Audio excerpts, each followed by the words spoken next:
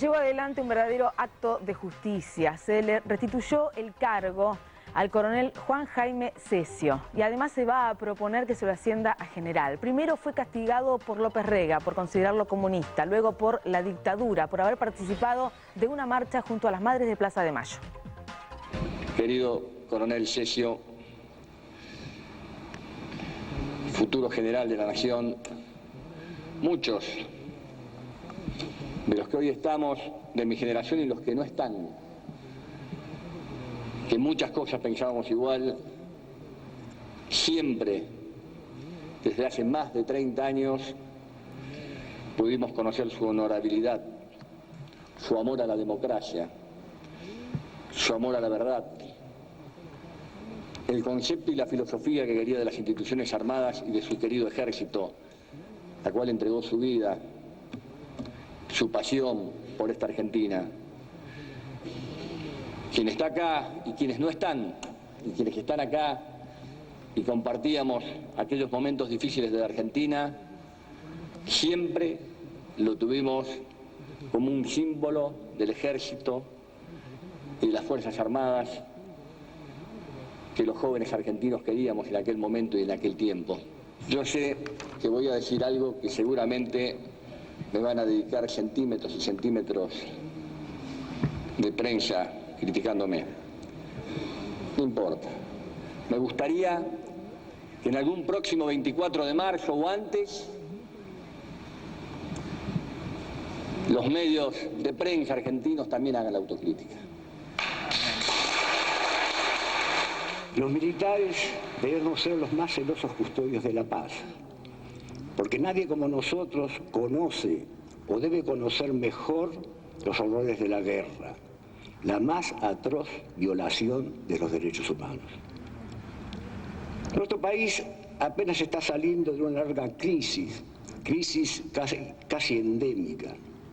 Los tres poderes republicanos están obligados a adoptar resoluciones firmes y audaces, hasta riesgosas. Y los argentinos debemos acompañarlos con juicio recto. Nos llegará la paz del reencuentro, que llegue pronto. Hagamos de la paz nuestro emblema. Gracias.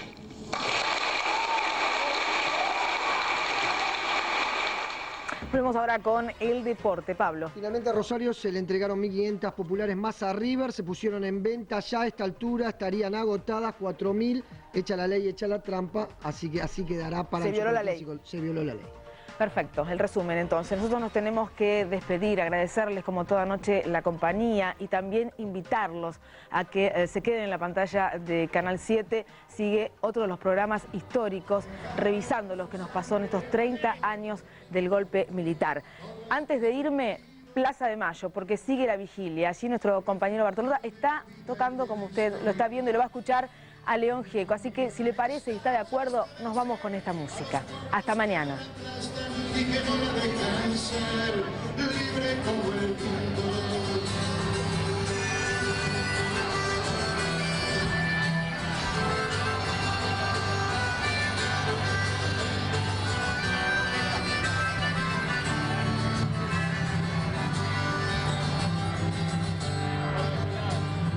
La avalancha con... Buenas noches, hasta mañana. A cepillarse los dientes y a la cama. Un besito en la nariz para que duermas feliz. Si te duerme mi sol, te vamos a cantar. Duérmete, amiguito, que hay que descansar. Cierra los ojitos y el sueño vendrá. Hasta mañana, chicos.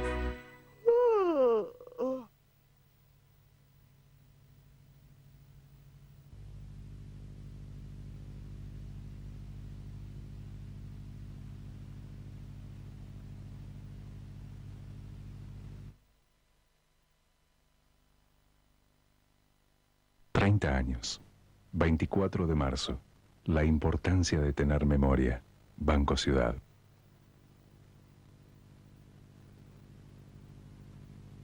OSECAC y la obra social de los empleados de comercio.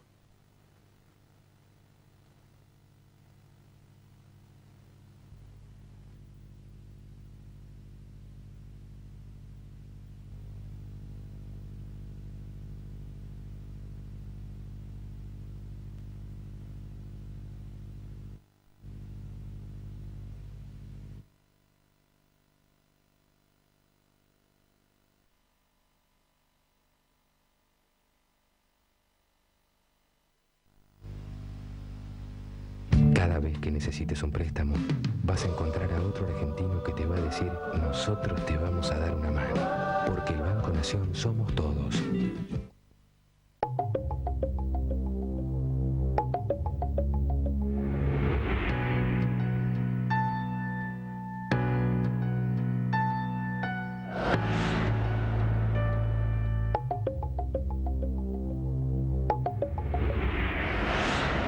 Buenas noches, bienvenidos. Seguimos con otra entrega de este ciclo dedicado a comprender qué nos pasó a los argentinos a partir de 1976.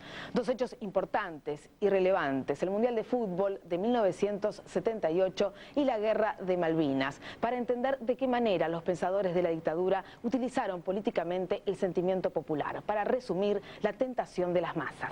La exacerbación de los sentimientos nacionalistas le vino de perlas a Jorge Rafael Videla a propósito del Mundial 78, y la reivindicación de un territorio nacional ocupado por una potencia extranjera le vino fantásticamente bien a Leopoldo Fortunato Galtieri para tratar de remontar una dictadura que se derrumbaba. Estos fueron los hechos.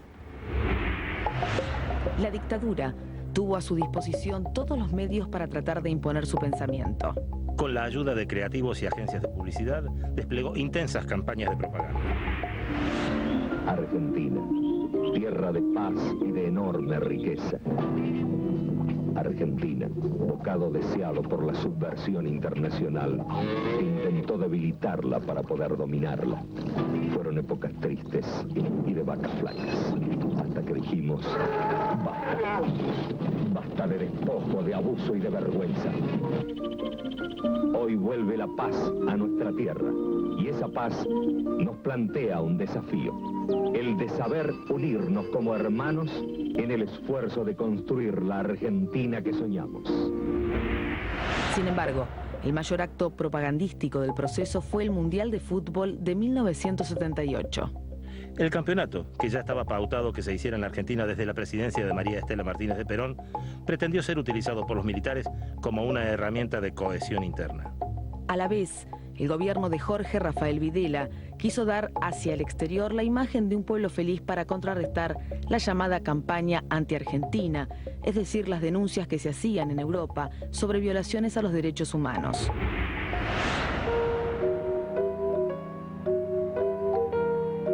Hay dos declaraciones por ahí que sirven como ejemplo y reconocimiento y confesión de los propios militares o de los civiles que acompañaron a los militares de cómo utilizaron este mundial políticamente.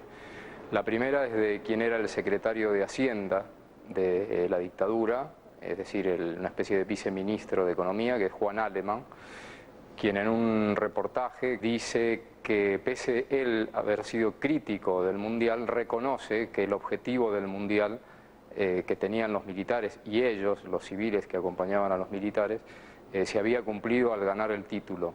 Es decir, que estaba planificado que este mundial, además de su realización, si tenía un resultado deportivo favorable, servía como una especie de espaldarazo político y de respaldo político enorme a la consolidación de la dictadura en el poder, del gobierno militar en el poder para ellos. Es decir, que esto estaba previsto desde antes del golpe. Y la segunda declaración es posterior al mundial, y es de Reinaldo Viñone, que fue el último presidente de la dictadura, un milico, un general, quien dice que ellos cometieron un error, dice, no haber convocado, ellos los militares, no haber convocado elecciones después, apenas terminó el Mundial, es decir, la semana siguiente, al 25 de junio del 78, porque dice que si ellos hubieran convocado elecciones después del Mundial, ellos hubieran ganado ampliamente esas elecciones. Las pasiones anteriores, los intereses políticos, los intereses económicos, con algo que estaba que estaba en el sentimiento de la gente, que era la necesidad de alguna vez que el Mundial de Fútbol se jugara en la Argentina y que el equipo argentino tuviera posibilidad de ganarlo. Todo eso mezclado sirvió a los intereses de todos, es decir, a los intereses de la dictadura, a los intereses políticos, a los intereses económicos que se escondieron detrás de la dictadura para construir estadios, por ejemplo. Presencias de todas las edades, banderas argentinas agitándose con emoción en esta jornada dominical tan especial, aguardando el paso del micro de la delegación para testimoniar con un simple saludo el fervoroso anhelo de todo un pueblo. El periodista Pablo Yonto mostró la utilización política del Mundial de Fútbol en su libro La vergüenza de todos, título que parafrasea irónicamente a La fiesta de todos, película triunfalista encomendada al director Sergio Renán. Era montarse sobre el Mundial para mostrar que ellos tenían el respaldo del pueblo argentino a lo que estaban haciendo. Es decir, los militares utilizaron el Mundial para tratar de convencer al resto del mundo o de los sectores internacionales que estaban denunciando a la dictadura, para mostrarles que era mentira lo que ellos decían, porque miren, el pueblo está alegre, el pueblo está en las calles, el pueblo está de fiesta, por lo tanto, y el pueblo nos apoya. De hecho, bueno, Videla fue ovacionado en 6 estadios a los que concurrió. Para el Mundial se construyeron 3 nuevos estadios en Mendoza, Mar del Plata y Córdoba. Las canchas de River Plate, Vélez Sarsfield y Rosario Central fueron remodeladas y ampliadas. Apenas 6 cuadras separan el estadio de River, donde se jugaron entre otros el partido inaugural y la final entre Argentina y Holanda, del centro clandestino de detención que funcionaba en la Escuela de Mecánica de la Armada. Para televisar el campeonato a todo el mundo se creó Argentina Televisora Color, ATC, hoy Canal 7, con 6 estudios en una superficie cubierta de casi 3 hectáreas. Se gastaron $60 millones. Sin embargo, la televisación dentro del país fue en blanco y negro. La realización del Mundial fue una prioridad para la dictadura que no reparó en gastos. Todo el presupuesto fue administrado por el ente autárquico Mundial 78, que dependía del Ministerio de Bienestar Social, reservado para la Marina en el reparto del gabinete. Era parte del proyecto personal del ex almirante Macera. La Junta había designado al general Omar Actis y al almirante Carlos Alberto Lacoste al frente del EAM. Pero Actis no llegó a asumir porque fue asesinado en su casa de Wilde en un atentado que le imputaron en ese momento a la organización Montoneros. Sin embargo, ya en tiempos democráticos, se supo que al general Actis lo asesinó un comando de marinos salido de la ESMA. Tras la muerte de Actis, el almirante Lacoste se convirtió en el dueño del Mundial 78.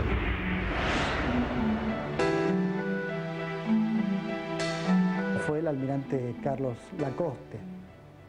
Digamos, fue el verdadero cerebro gris de toda la operación, el que acordó con los grandes empresarios la realización de las obras. Me parece que debió ser juzgado y procesado por eso, y supongo yo que los intereses a los que él favoreció durante su gestión fueron tan importantes y tan poderosos que esos mismos intereses lo protegieron después a él cuando terminó la dictadura.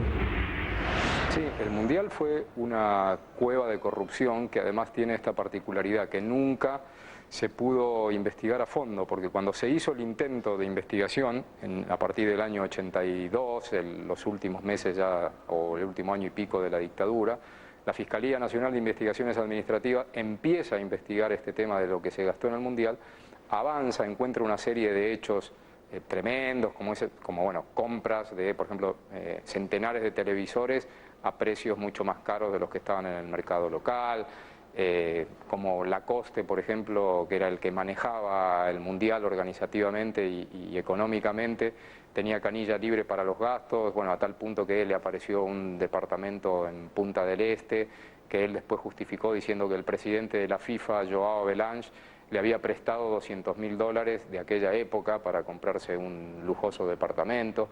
Pero cuando empieza a avanzar esta investigación para ver el gasto total del Mundial, se encuentra con que la inmensa mayoría de los gastos no tenían rendición, porque todo se hacía, o muchas cosas, mejor dicho, se hacían por órdenes telefónicas, rápidas. La Coste daba la orden de que se derivaran fondos para comprar tal cosa, que se compraran autos acá. Pocos papeles, nadie llevaba un orden, no hubo rendición de cuentas. Entonces se estima un gasto del Mundial de unos 550 millones de dólares, que es una cifra increíble para esa época, estamos hablando de 28 años atrás, y en el Mundial siguiente, que es el Mundial de España, el Mundial 82, no se llega a tocar esa cifra, o sea, se gasta más 4 años antes que 4 años después.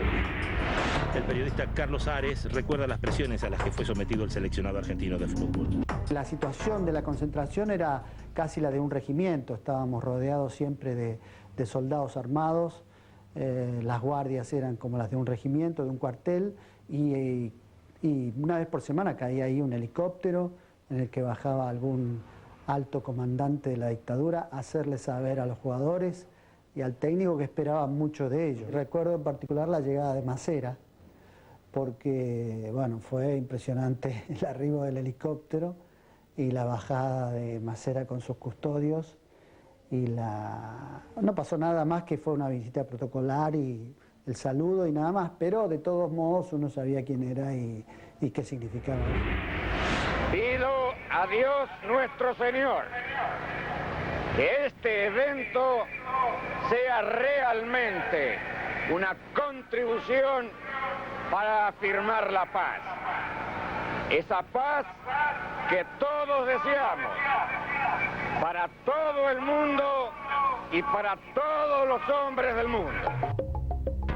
El 1 de junio de 1978 quedó inaugurado el Campeonato Mundial de Fútbol. La propaganda oficial decía: el Mundial es con fraternidad y usted juega de Argentina. La cobertura de la prensa internacional tuvo un efecto no deseado para el gobierno de facto. Hubo medios extranjeros que, a la vez que informaban sobre el torneo de fútbol, hicieron foco en los reclamos por la desaparición de personas. La televisión holandesa acá vino, y el día de la inauguración del Mundial, que fue un jueves, y cuyo primer partido empezaba a 3:30, el mismo horario en el que empezaba la ronda de las madres de Plaza de Mayo, la televisión holandesa puso un equipo a transmitir la inauguración en el estadio de River y otro equipo en Plaza de Mayo.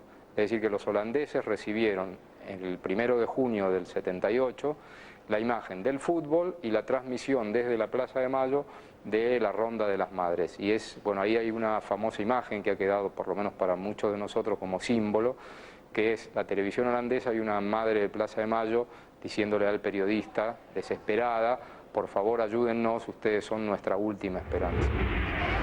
¿Dónde están nuestros hijos? ¿Vivos o muertos? Angustia porque no sabemos si están enfermos, si tienen frío, si tienen hambre. No sabemos nada. Y desesperación, Señor, porque ya no sabemos a quién recurrir. Consulados, embajadas, ministerios, iglesias. Todas partes se nos han cerrado, todas partes se nos han cerrado las puertas. Por eso les rogamos a ustedes, son nuestra última esperanza. Por favor, ayúdennos, por favor, son nuestra última esperanza.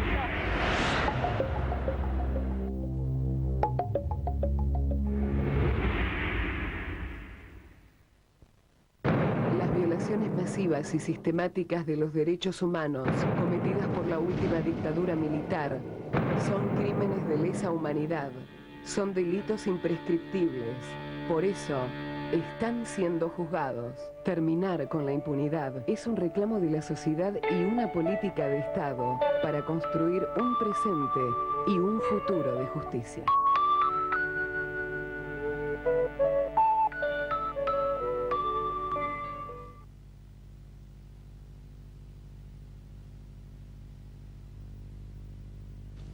...1976-2006... 30 años... 24 de marzo... La importancia de tener memoria... Banco Ciudad. Vamos hacia una nueva secundaria de 6 años...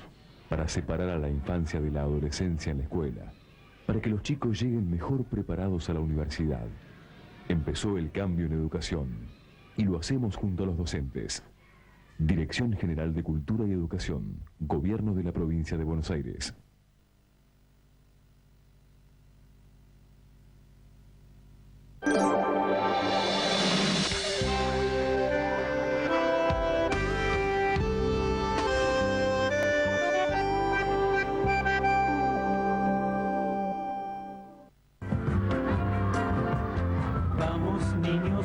escuela, que ya empieza un nuevo día. Tienes el derecho de crecer y de estudiar.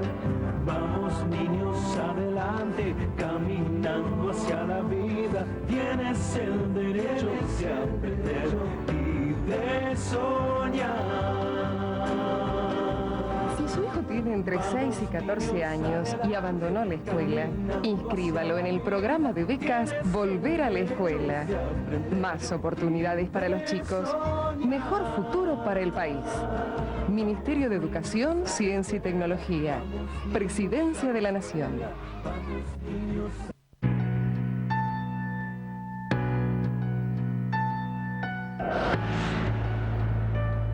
Mundial de Fútbol 1978. Negocios, dinero, corrupción. ¿Qué cantidad de plata se gastó en ese mundial? Quizás nunca lo sabremos. Lo que sí está claro es de qué manera política se utilizó este evento deportivo, aprovechando el sentimiento de toda la República Argentina.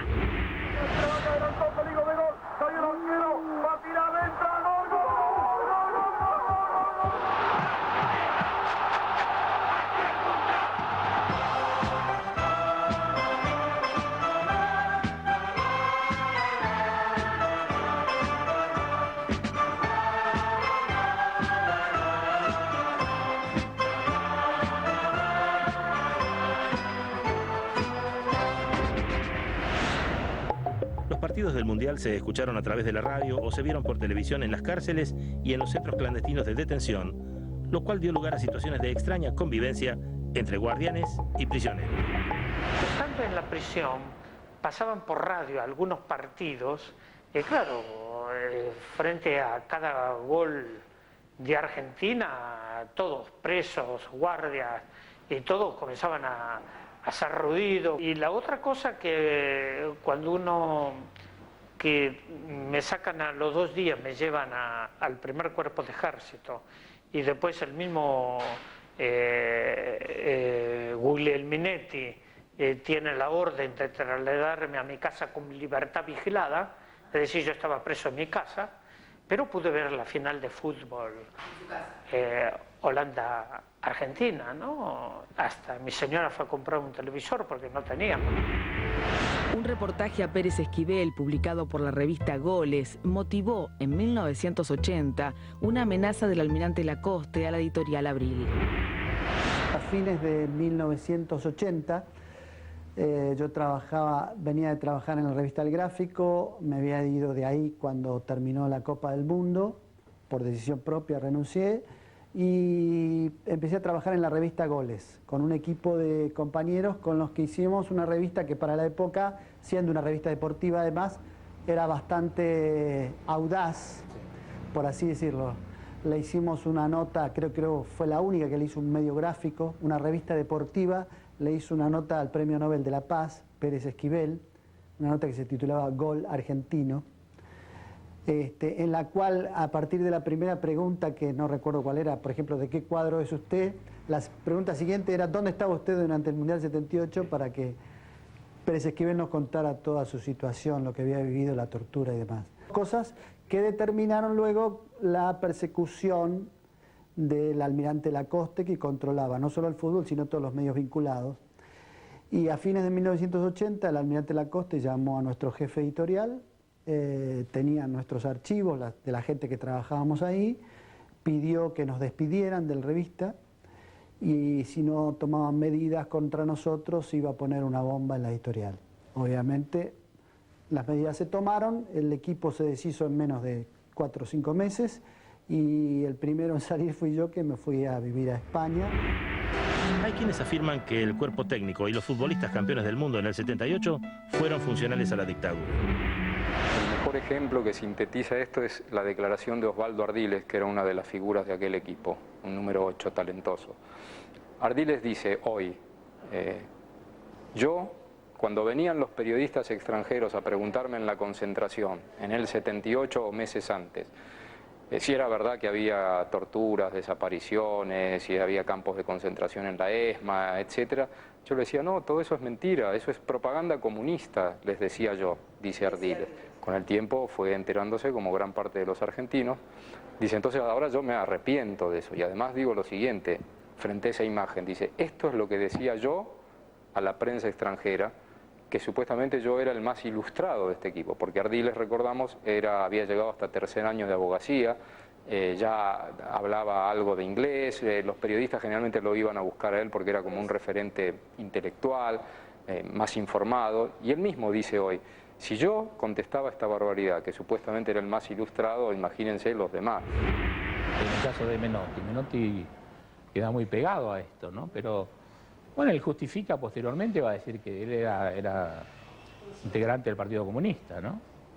Y él dice, bueno, pero que él lo consultó con el Partido Comunista y que el Partido Comunista le dijo que siguiera en su puesto. Reproches a ellos no, porque si hay una categoría de responsabilidades, indudablemente la menor es la de los jugadores. Digamos, si uno se pone en la situación, yo la vivía al lado de ellos, si uno se pone en la situación, primero jugar en la selección argentina, porque además esa selección argentina no es que se formó durante la dictadura, se formó antes de la dictadura. Menotti era técnico de la selección argentina del año 74, había dirigido al Huracán del 73, fue técnico de la selección en el 74 cuando muere Perón, y luego viene el golpe y la selección era un proceso, digamos, aparte de lo que era el proceso político. Lo que pasa es que luego se funden porque la dictadura ve el acontecimiento del Mundial. El sentimiento nacional fue exacerbado. La gente colocaba la bandera argentina en sus ventanas y balcones y la llevaba en las antenas de los autos. Hubo festejos callejeros desde el primer encuentro que ganó el seleccionado nacional. Los fines políticos del Mundial 78 quedaron expuestos con claridad durante la entrega de la Copa, donde hubo un sugestivo cambio de protocolo con la Federación Internacional de Fútbol Asociado. Su final es tremendo. La Copa del Mundo no la entrega el presidente de la FIFA, que es lo que ocurre en los mundiales. Termina un mundial y la Copa la entrega el presidente de la FIFA porque es el ente organizador. No la entrega el presidente del país. El presidente del país está al lado, da medallas, da la mano, etcétera. Pero acá en la Argentina, la Copa no fue entregada por Joao Belange, la Copa fue entregada por Videla. Digo, y este es un símbolo muy fuerte, ¿no? Este fue el Mundial de la dictadura, no fue el Mundial de la FIFA. El 26 de junio del 78, Videla se dio el lujo, un día después del Mundial, el lunes, de salir al balcón de la Casa de Gobierno y frente a una multitud compuesta mayoritariamente por estudiantes secundarios que se habían rateado para festejar el Mundial y que gritaban Videla, Videla, Videla se dio el lujo de salir, levantar sus brazos y recibir esa ovación.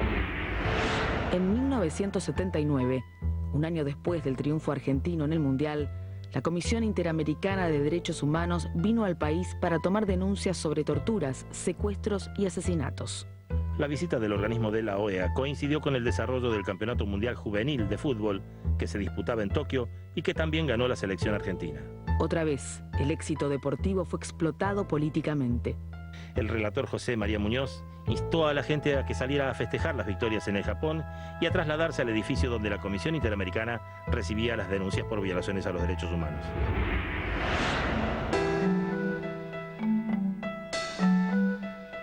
En septiembre de 79 estaba el Mundial de Juvenil en Japón. Entonces, bueno, desde las radios convocaban a movilizaciones para que pasara desapercibido lo que era la cola interminable de familiares, de desaparecidos que iban a denunciar las violaciones de derechos humanos y los papelitos de los argentinos somos derechos humanos, porque ahí fue donde se apareció esa consigna. Al regresar del Japón, el equipo juvenil, integrado entre otros por Diego Maradona, fue recibido en la Casa Rosada por Jorge Rafael Videla. El sociólogo Roberto Di Giano, autor del libro Fútbol y Cultura Política en la Argentina, interpreta las palabras con que Videla felicitó a los juveniles. Yo siempre recuerdo algo que les dice Videla a los jugadores juveniles, ¿no? Es decir, como que ese triunfo se debía a que ellos cumplieron las órdenes de quienes mandaban, ¿no? Era muy claro esto, ¿no? Sí, más o menos con estas palabras. Entonces había alguien que mandaba, había alguien que imponía horarios, imponía exigencias y ustedes, claro, y ustedes cumplieron.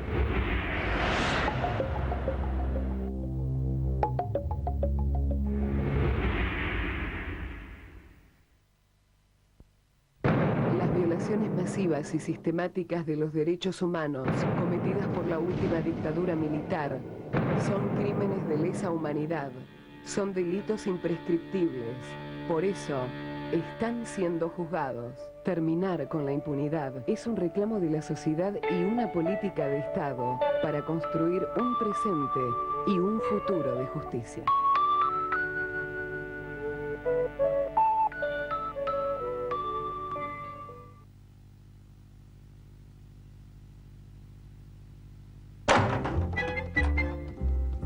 Hola, viejito.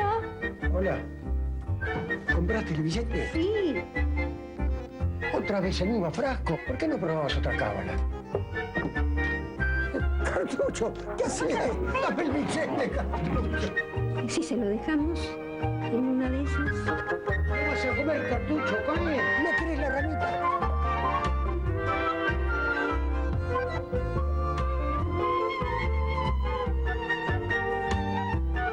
Miren lo que le compramos.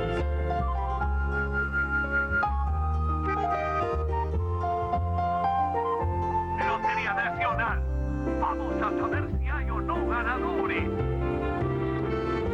¡Hay un ganador! ¡Y es de Villurquiza! Toda la esperanza que pones en cada jugada de Lotería Nacional le llega a la gente que más lo necesita, porque el beneficio del juego se destina a ayudar a los que menos tienen. Con Lotería Nacional ganas vos y ganan todos. Vamos hacia una nueva secundaria de 6 años para separar a la infancia de la adolescencia en la escuela, para que los chicos lleguen mejor preparados a la universidad. Empezó el cambio en educación y lo hacemos junto a los docentes. Dirección General de Cultura y Educación, Gobierno de la Provincia de Buenos Aires.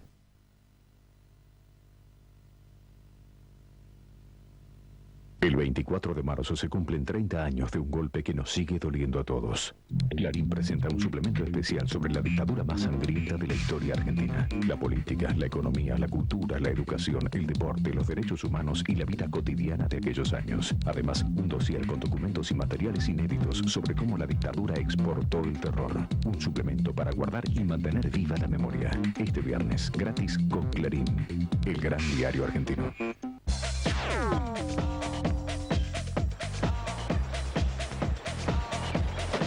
Canal 7, Argentina. Vamos niños a la escuela, que ya empieza un nuevo día. Tienes el derecho de crecer y de estudiar. Vamos niños adelante, caminando hacia la vida. Tienes el derecho de aprender y de soñar. Si su hijo tiene entre 6 y 14 años y abandonó la escuela, inscríbalo en el programa de becas Volver a la Escuela. Más oportunidades para los chicos, mejor futuro para el país. Ministerio de Educación, Ciencia y Tecnología. Presidencia de la Nación.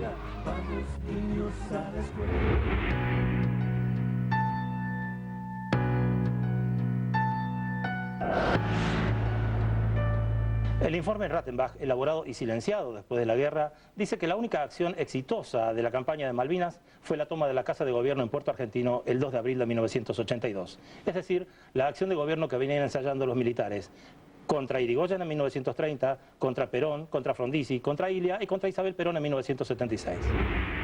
El 2 de abril de 1982, tropas argentinas desembarcaron en las Islas Malvinas y recuperaron militarmente el archipiélago que se encuentra bajo el poder colonial de Gran Bretaña desde 1833. El ex general Leopoldo Fortunato Galtieri, entonces presidente de la Nación, fue el encargado de conducir al país a una guerra contra el tercer ejército más importante del mundo a comienzos de los 80, el británico. La dictadura exacerbó el nacionalismo, la justa reivindicación de la soberanía argentina sobre las islas y el sentimiento antibritánico que impera entre las clases populares desde los años 50 para sumar apoyos y pasar a segundo plano la creciente protesta sindical. Compatriotas, hemos recuperado, sin rencores, pero con la firmeza que las circunstancias exigen, las islas australes que integran por legítimo derecho el patrimonio nacional. Mediante convocatorias por radio y televisión y pases gratis para viajar en trenes, subtes y colectivos, la Plaza de Mayo se llenó de gente que vivaba a Galtieri. 3 días antes, el 30 de marzo de 1982, la misma plaza había sido escenario de la represión a la huelga organizada por la CGT Brasil. Ahí sí estuvimos, que fue donde lo mataron a Dalmiro Flores. Exacto. Sí que estuvimos, y estuvimos a un paso del asesinato de ese chico. Y por eso mismo que tomamos esa decisión tan fuerte el 2 de abril, repudiar la guerra, ¿no? Porque el día antes nos habían dado con un fierro, casi nos revientan a todos y al otro día estaban todos vivando la guerra. Repudiamos la guerra, dijimos los desaparecidos son, las Malvinas son argentinas, los desaparecidos también, ¿no? Y bueno, repudiamos la guerra porque nos parecía de terror, sabíamos que este borracho nos llevaba a una guerra infame y la prueba está que murieron tantos pibes y siguen muriéndose hoy los que se suicidan, que es una consecuencia de esa guerra tan espantosa que nos hicieron vivir, cuando le hicieron creer al pueblo que ganábamos. Para mostrar que detrás de la causa Malvinas se encolumnaba toda la sociedad, los militares organizaron un vuelo charter hacia Puerto Argentino para la asunción del general Mario Benjamín Menéndez como gobernador de las islas. Entre otros, se subieron al avión el expresidente Jorge Rafael Videla, los políticos de Olindo Felipe Vitel y Jorge Abelardo Ramos, los sindicalistas Jorge Triaca y Saúl Ubaldini, el cardiocirujano René Favaloro y representantes de la Unión Industrial, la Sociedad Rural y la Asociación de Bancos de Buenos Aires. Yo estaba en contra de eso, creía que se iba a producir como se produjo un enorme retroceso en la posibilidad de recuperar las Malvinas. Creíamos que estábamos declarando la guerra a nada menos que a la NATO, y si llegábamos a triunfar en las Malvinas podían bombardearnos, como ahora ha salido alguna versión de que estaban pensando bombardear Buenos Aires. Fíjese usted, yo creo que era un disparate hacer lo que se hizo, sigo pensando esto, con todo mi respeto a aquellos muchachos que estuvieron en la isla y lucharon por la dignidad nacional, lucharon por la Argentina, con todo el esfuerzo que corresponde. Esos muchachos realmente merecen nuestra solidaridad. Como oficial cuartelero, es decir que siempre había estado al mando de tropa, Galtieri sabía cómo arengar a la multitud. Y la multitud le respondía. Que sepa el mundo, América, que un pueblo con voluntad decidida como el pueblo argentino, si quieren venir, que vengan, les presentaremos batalla.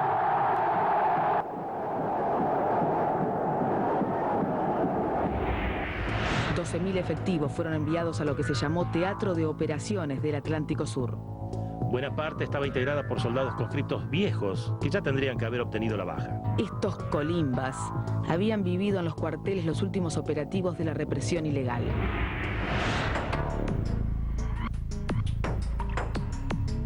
Hicimos algunos retenes, yo me acuerdo de haber hecho retenes con armas que íbamos a buscar gente, que no entendíamos para aquello. La verdad que a mí me asustaba mucho todo ese tipo de situaciones de violencia, ¿no? Que eran en zonas de clase muy baja, ¿no? En villas, ¿no? Que en las villas que íbamos sí salían con las armas y me acuerdo que salimos 2 o 3 veces al mediodía con las armas cargadas y había 2 guardias. Estaba la guardia que era para hacer el cuidado, la custodia del cuartel, y la guardia que era para el retén, ¿no? Para salir con los camiones a buscar gente. Nunca detuvimos a nadie, pero siempre se hacía ese tipo de operaciones.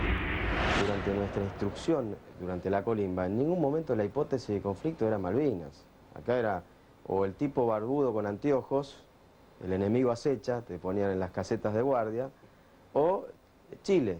Salíamos de patrullaje en la zona de La Plata, era dar rondas por los lugares donde había más movimiento gremial, la YPF, la destilería, ¿no? El puerto de la ciudad de La Plata, el centro de la ciudad, y esa era un poco la misión que tenían de hacer estos tipos de patrullajes, ¿no? El Regimiento 7 de La Plata era una unidad urbana, estaba en el corazón de la ciudad. Hasta el año 81 nosotros éramos conscientes que todavía seguían saliendo los grupos de tarea. Había algunos oficiales que estaban en operaciones, y los tipos salían, no involucraban a los soldados, pero sí ellos hacían distintos trabajos de inteligencia. El Regimiento 7 de La Plata, a través de los distintos campos de concentración que había en la zona, el de Arana específicamente. Con 18 o 19 años, los chicos de la guerra venían con una carga de represión adquirida en su paso por el colegio secundario. Edgardo Esteban, periodista y excombatiente, autor del libro en que se basó la película Iluminados por el Fuego, lo recuerda así. Yo hice toda la secundaria en la dictadura. Había mucho prejuicio con los hijos desaparecidos. Me acuerdo que esa cosa de por algo estarán desaparecidos. Y a mí me gustaba una compañera que tenía el papá desaparecido y a mí como que me cuestionaban el por qué me gustaba de alguien que estaba como discriminado, ¿no? Había una cosa de mucha crueldad por parte de mis compañeros. Teníamos que estar con el pelo corto, teníamos que usar el uniforme, no podíamos ir con jean, teníamos que quedarnos firmes en los recreos cuando tocaban el timbre. Había una disciplina muy militarizada dentro de los colegios. Cambiaron las autoridades de la escuela. Empezó a venir los señores de pelo corto y a aparecer los camiones del ejército.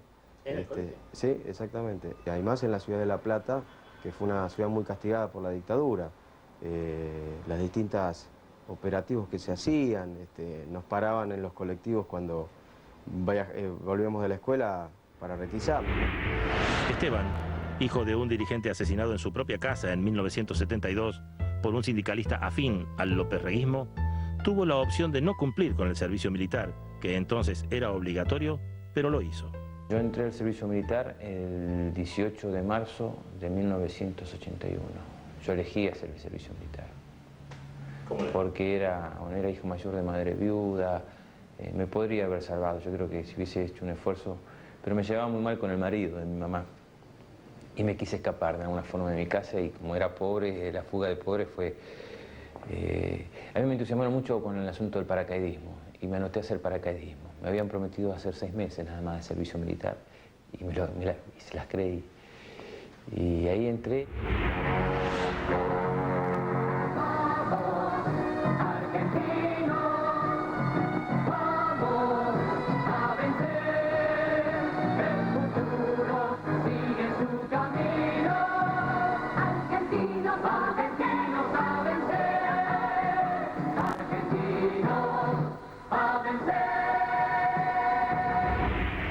La propaganda oficial consiguió su objetivo y hubo gente que realmente se convenció de que se le podía ganar la guerra a Gran Bretaña.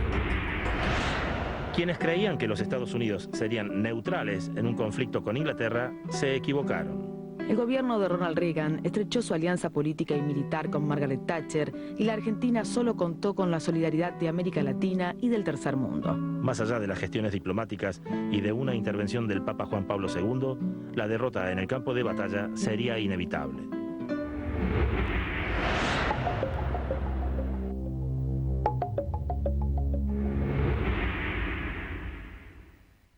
Las violaciones masivas y sistemáticas de los derechos humanos cometidas por la última dictadura militar son crímenes de lesa humanidad, son delitos imprescriptibles.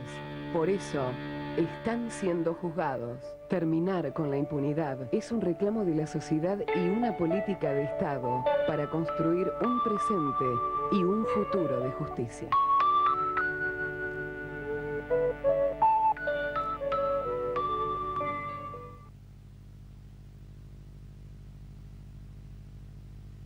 Vamos hacia una nueva secundaria de 6 años para separar a la infancia de la adolescencia en la escuela, para que los chicos lleguen mejor preparados a la universidad. Empezó el cambio en educación y lo hacemos junto a los docentes. Dirección General de Cultura y Educación, Gobierno de la Provincia de Buenos Aires. Cuando le pedís que lave el guardapolvo de tu hijo, querés que quede bien blanco. Cuando le pagás el sueldo, ¿se lo pagás en blanco? Ahora con una mínima cuota mensual podés brindarle jubilación y obra social a tu empleada y deducirla de tus impuestos. El trabajo en blanco. AFIP, por una nueva cultura tributaria. Hola, viejito. Hola. ¿Compraste el billete? Sí. Otra vez el mismo frasco. ¿Por qué no probamos otra cábala? Cartucho, ¿qué haces? Dame el billete, Cartucho. Si se lo dejamos en una de esas. ¿Qué vas a comer, Cartucho? ¡Come! ¿No querés la ramita?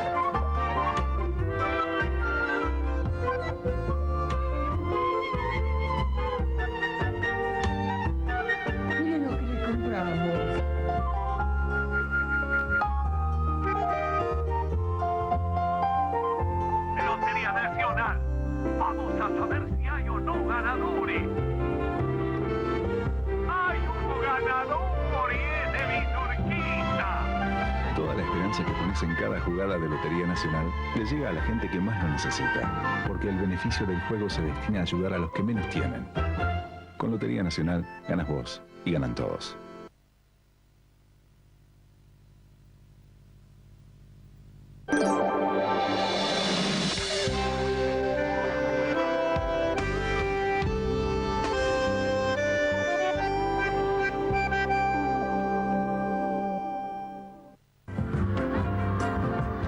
Vamos niños a la escuela, que ya empieza un nuevo día. Tienes el derecho de crecer y de estudiar.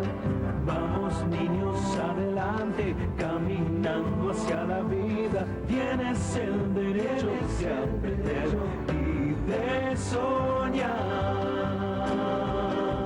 Si su hijo tiene entre 6 y 14 años y abandonó la escuela, inscríbalo en el programa de becas Volver a la Escuela.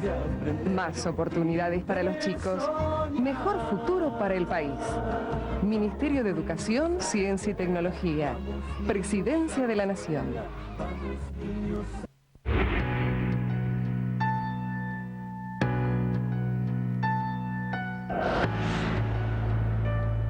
Rosario Lufrano aludía en el capítulo anterior a la distancia abismal que separaba a la jerarquía católica de las bases de los curas. Y nosotros hablábamos también de la diferencia entre los jueces que denegaban habeas corpus y los abogados que las presentaban. Esa misma diferencia se plasma entre oficiales y soldados en la guerra de Malvinas. Tuvimos 24 horas para prepararnos. No hubo tiempo ni siquiera para llamar a mi mamá. Entonces, en esas 24 horas, lo que fue prepararme todo el armamento, preparar todos los equipos, y después, en el medio de eso, pude escribir una carta a mi mamá. Y la carta llega por correo, la tengo acá. Y después, cuando estábamos en la formación, yo le pido al oficial permiso para ir al baño, y en lugar de ir al baño me voy a la cabina telefónica, y le pido a la empleada si me deja hablar por teléfono, y me da 4 monedas, y me dice, tenés 1 minuto para hablar por teléfono. Y cuando la llamo a mi mamá estaba esperando acá, porque yo ya me estaba por ir de baja. Yo era de la clase vieja. Yo había ingresado en el año 81. Nosotros suponíamos que el 4 de abril yo estaba ya fuera del servicio militar. Y se mataba de risa, me decía, me estás cargando, estás acá, estás yendo a casa, vamos a tomar unos mates. Digo, no mamá, me estoy yendo a Malvinas. Y no reaccionaba. Cuando se dio cuenta, faltaban 15 segundos. Y vos escuchabas el pulso del teléfono y se puso a llorar. Y cuando la quise calmar se me cortó la llamada. Y me fui con el llanto de mi madre, con esa sensación. El pueblo entero se sumó a las campañas solidarias para juntar fondos, alimentos y abrigos para los soldados que habían marchado a la guerra. Grupos de mujeres se juntaban a tejer en el obelisco. Los familiares enviaban encomiendas con chocolates y otras comidas de alto contenido calórico para combatir el frío de Malvinas. La gente donó dinero y alhajas durante una maratón televisiva de 24 horas que condujeron Cacho Fontana y Pinky por Argentina Televisora Color.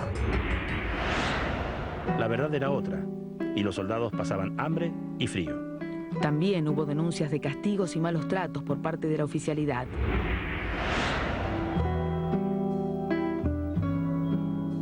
Ya a partir del 14 de abril del 82, nos tocó estar en una posición a 14 kilómetros de Puerto Argentino, en Monte London.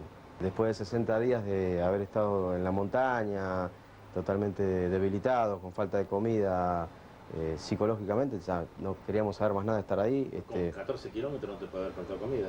No, pero vos sabés que la logística no funcionó, o sea, no funcionó nada, digamos, en Malvinas, ¿no? Las Fuerzas Armadas no estaban preparadas para la defensa de la soberanía nacional, convengamos eso. Todo eso del fondo patriótico, de las colectas, de las bufandas, de las encomiendas. Lo que pasa es que después llegaban y llegaban mal. Las encomiendas que se mandaban llegaban abiertas, sin la mitad de los elementos, apenas con las cartas y por ahí alguna bufanda. Entonces era como que nos daba bronca de lo que uno escuchaba, de lo que uno veía que estaba pasando y después no se recibía. Porque hambre había, el cuerpo te pedía dulce, te pedía glucosa, hacía mucho frío y la comida no llegaba. Siempre era una sopa, un guiso, un pedazo de pan, por ahí algún postre y un mate cocido, pero no llegaba la comida que tanto se hablaba, los chocolates que tanto se prometían. Y eso era como que, bueno, será mañana, el tiempo pasaba y después ya la situación cada vez era más extrema, más límite y la comida nunca llegó. Después la encontramos. Cuando terminamos el campo de prisioneros que nos tocó ir, que fueron los depósitos de YPF, estaban repletos de alimentos, era un mar de alimentos, uno podía nadar arriba de la comida. Nos escapábamos hasta un depósito, el más cercano estaba a 8 kilómetros, para tratar de encontrar algún recurso para sobrevivir la escasez de alimentos que teníamos, matar ovejas, digamos, lo que todo el mundo ya conoce, ¿no? Y también con este miedo de que no nos pesquen, porque si nuestros superiores nos encontraban íbamos a ser castigados con estos famosos estaqueos que se producían en las islas, ¿no? Sí, hubo estaqueamientos, sí, hubo estaqueamientos. Por también, con varios que se escapaban a buscar comida, y era eso tomado como un delito. Yo creo que el delito era no darnos de comer como corresponde, ¿no? La comida nunca llegó y había de todo, desde golosinas a corned beef, a mondongo a la genovesa, a latas dulces, pero impresionante, me acuerdo de las latas dulces de batata, que íbamos a hacer caca y abríamos y comíamos un pedacito, ya era tal la ansiedad de comer que era comer, ¿no? El chocolate águila era comer, comer, comer, que cuando llegamos al aeropuerto, y que es una imagen de Fellini, ¿no? En todo el aeropuerto, cuando tenemos que ir al barco hundido, porque yo volví en un barco hundido que se llamaba Canberra, que los diarios se habían titulado "Hundimos al Canberra", y yo volví en ese barco, que eso nunca lo pude entender todavía. Y había que dejar los alimentos y todos teníamos comida, ¿no? Era todo guardar comida, teníamos tal ansiedad del alimento, tal búsqueda del alimento y tal miedo a que no tengamos alimento, a pesar de estar acá, que fue muy loco. Hoy lo veo en la lejanía, pero esa ansiedad era muy fuerte, ¿no? Porque era apropiarnos. Yo veía cuando estaba en el bombardeo final, el 13 de junio, el domingo 13 de junio, que mis compañeros iban y buscaban pedazos de carnes, ¿no?, para cocinar. Yo decía, pero estamos locos, esto termina en cualquier momento, esto no da para más. Ya uno veía el ataque, ya veía el repliegue, ya desde hace 2 días que se iban replegando los soldados que estaban más hacia el oeste, más hacia el frente. Y no daba para más, pero la gente seguía acumulando comida por las dudas, ¿no? A mí me llegó una sola encomienda que me mandaron desde mi casa, a donde mi mamá me describía todo lo que me había mandado, y cuando yo la abrí, el 50% de las cosas no estaban. Con el correr de los días, en Malvinas se hizo evidente la separación entre militares por un lado y civiles que se encontraban bajo bandera por el otro. Fueron todos malos o todos buenos, pero se notaba la diferencia entre el civil y el militar, ¿no? Nosotros, creo que quien hizo el servicio militar sabe a qué me refiero, porque era como que éramos colimba, corre, barre, limpia, pero no entendíamos esa situación o ese statu quo en una guerra, porque pensamos que iba a haber más camaradería y no la hubo.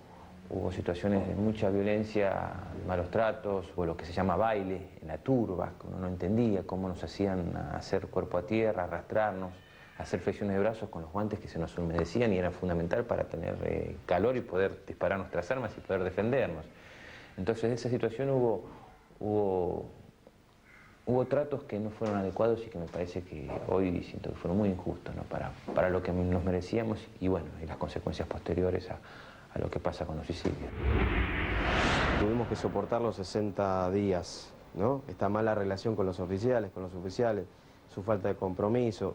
Cuando las papas quemaron, cuando realmente tuvimos que entrar en combate, desaparecieron. A Malvinas no fue el ejército sanmartiniano, ¿eh? A Malvinas fueron los tipos que durante los años anteriores habían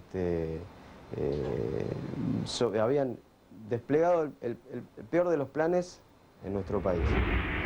Más que nunca, la prensa trabajó bajo censura durante la Guerra de Malvinas.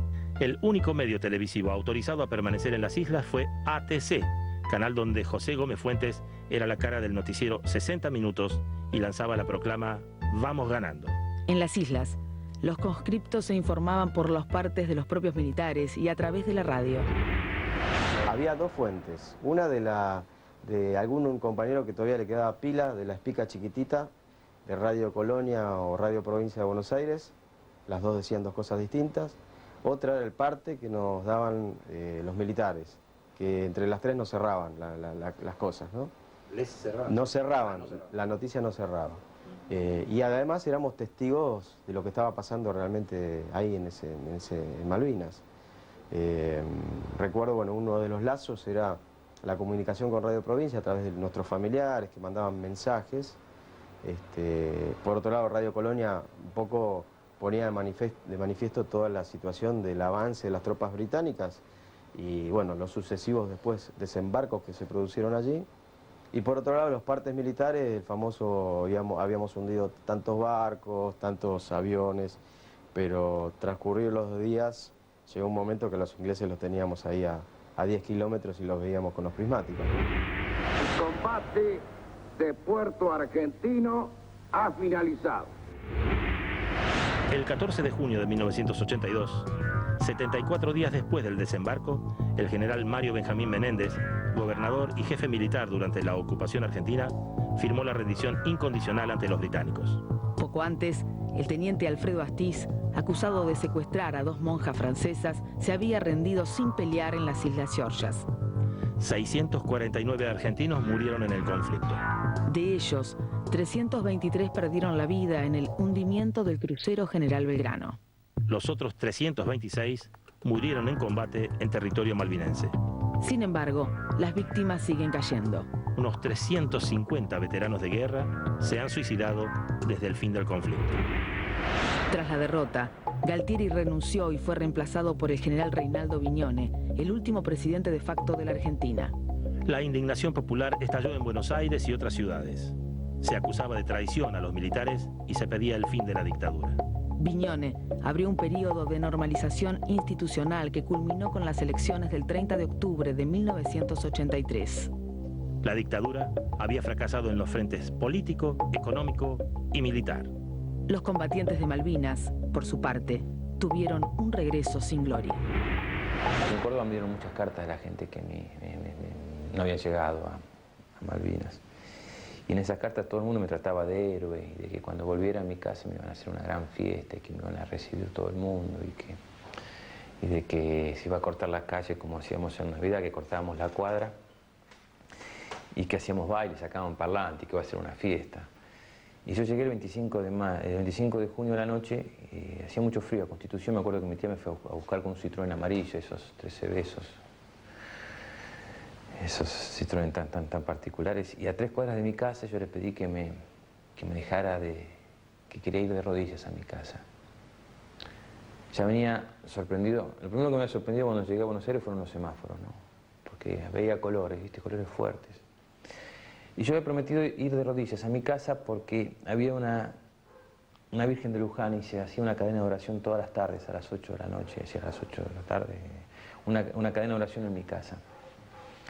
Entonces yo prometí que si volvía, iba a volver de rodillas. Entonces empecé a ir de rodillas por la avenida Gaona hasta la calle Conesa, en mi casa, en Aedo, y pensando que iba a estar toda la gente esperándome, que iba a hacer la gran fiesta, que iba a estar todo el mundo, mis compañeros de colegio, mis vecinos, mis amigos, mis primos. Y realmente tenía ese sueño.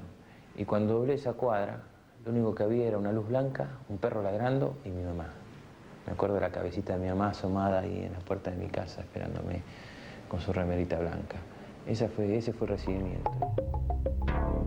Como tantas veces ocurrió a lo largo de la historia nacional, quisimos barrer la basura debajo de la alfombra. Y durante toda la dictadura fue más importante lo que se ocultó que lo que se dijo. En diferencia de los primeros tiempos, en la recepción de los jóvenes que llegaban del sur, lo que tardamos en poder ofrecerles una justa reivindicación. Mañana estaremos contándoles los objetivos económicos de la dictadura y de qué manera los obreros resistieron. Hasta mañana y buenas noches.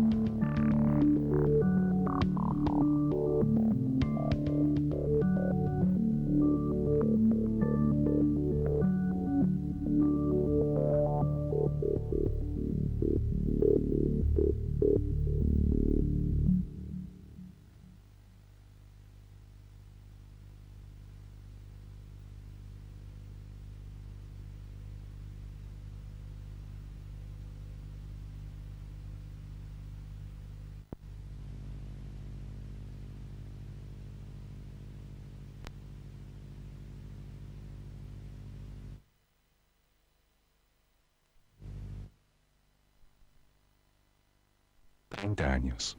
24 de marzo. La importancia de tener memoria. Banco Ciudad.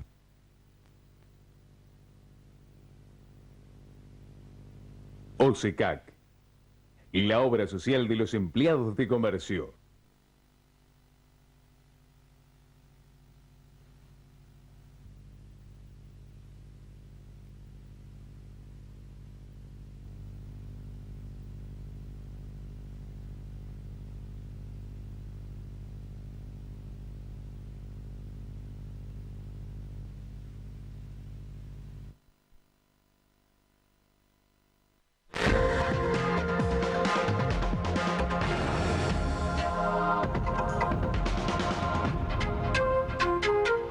Buenas noches.